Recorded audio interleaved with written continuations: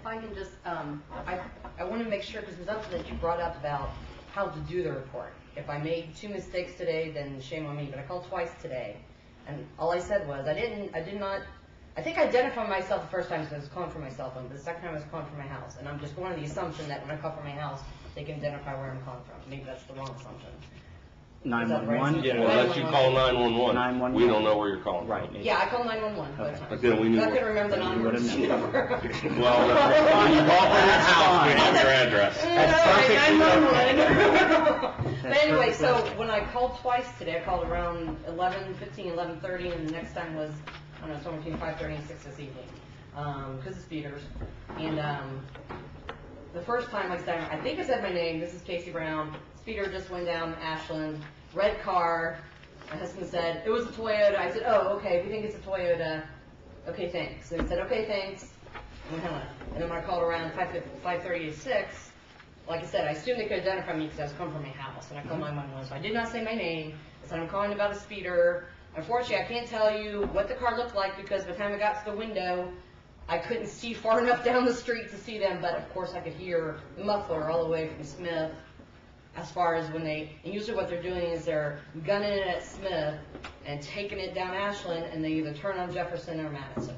Okay. A lot of times I'll see them turn. So maybe they have fun making that turn really fast, or they're obviously they're going the other way. The night that we saw the side-by-side draggers, they lined up at Jefferson, gunned their engines, and dragged it down to Smith. Right. And several people called 911 that night because when I called, they said, oh, we got some other calls. And I said, which way did it go? I said, they turned right on Smith.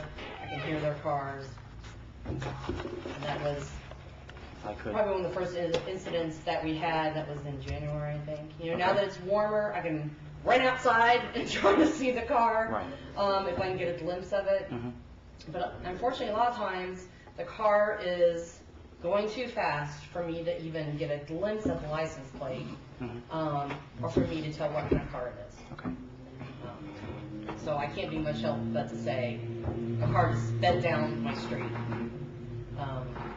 And I will say that there's many times I don't call because it's very frustrating. I hear another speeder and I'm like, here we are again. I'm in the back.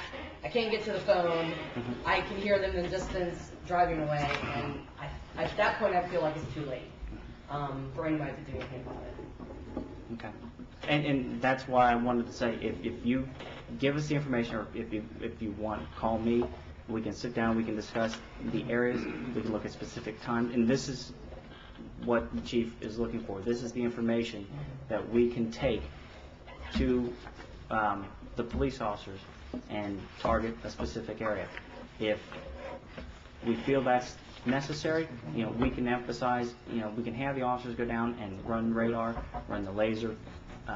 You know, you've got the wide open streets of Lafayette, Ashland, and Floral, and it's a, you know, that's where it's long and straight. So that's where people are going to have the tendency to do that, and that's what we will. If the chief says do it, it's done. We will go out and we will go out there and target that area. So. The person who was here before Genius, she had the lead because she was coughing a lot, not feeling well. But she lives on Adams, a couple houses down from the intersection of Adams and Ashland. And her and I talked about it, and you know, there's the daycare almost directly across the street from her house there in the corner, yes. Just a couple houses down. And she said that she had seen a lot of kind of near misses of people just kind of putting out because maybe they're yelling at the kid in the back seat that they picked up and they're not paying attention. And for some reason, people like that little short part of Adams in front of her house, which is kind of perplexing to me because it's pretty short. But I don't know, they like to run from stop sign to stop sign. They get to the stop sign and then they like to squeal the tires and gun it and make it down to Lafayette. But it's just something we've experienced a lot of. Living on the corner, we're used to noise, used to people gunning it, but it's been a lot more excessive in the past 4 months. Okay. Really, We'll take that back to the chief and explain that to him. And apparently from TA went and made a check on that run. But again, it was one of the officers made the run. By the time he gets there, they're gone. Yeah. But again, the description is as much information as you can.